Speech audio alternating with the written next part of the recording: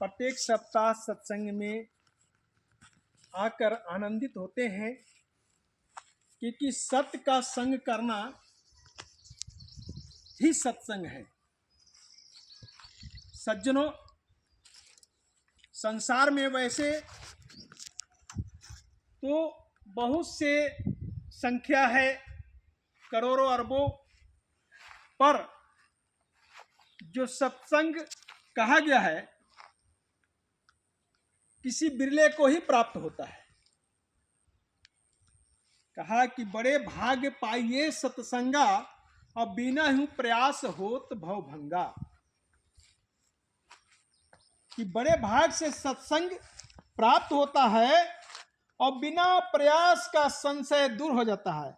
भव भंगा का मतलब संशय दूर होना, भय अपने जीवन से निकल जाना।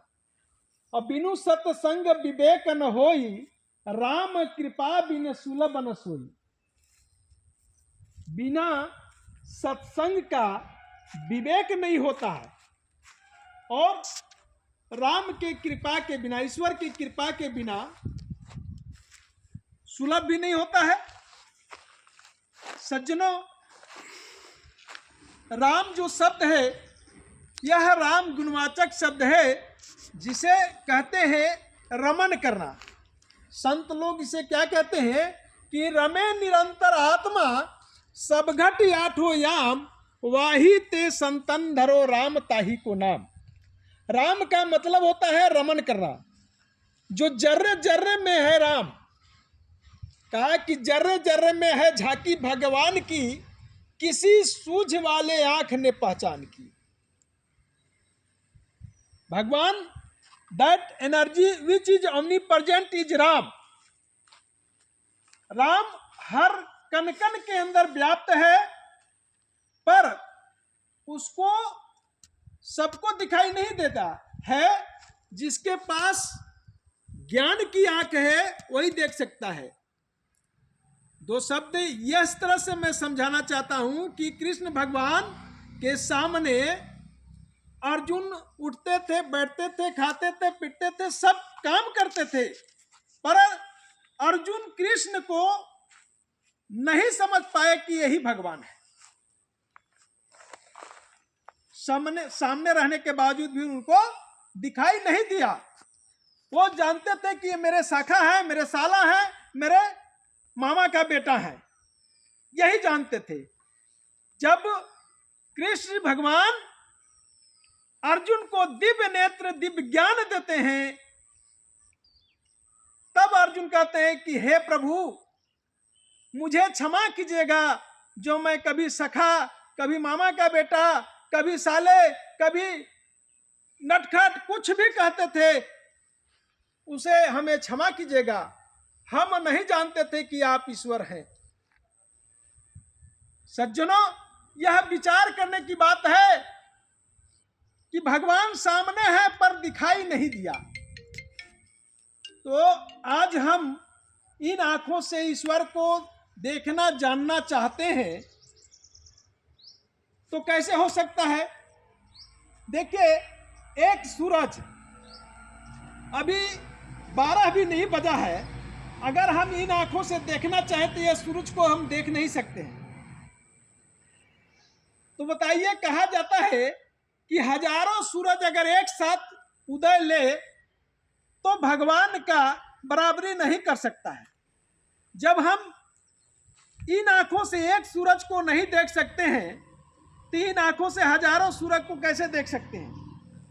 सज्जनों, इसलिए हमारे अंदर एक ऐसा नेत्र है जिस नेत्र से हम उस परमात्मा को देख सकते हैं, जो हजारों सूरज एक साथ अगर उगे तो उसका बराबरी नहीं कर सकता है। वैसे परम प्रभु विश्व रूप को हम देख सकते हैं, अनुभव कर सकते हैं, लेकिन वह तीसरा नेत्र से जो हमारे ही अंदर है, और बिना सद्गुरु के वह प्राप्त नहीं होता है।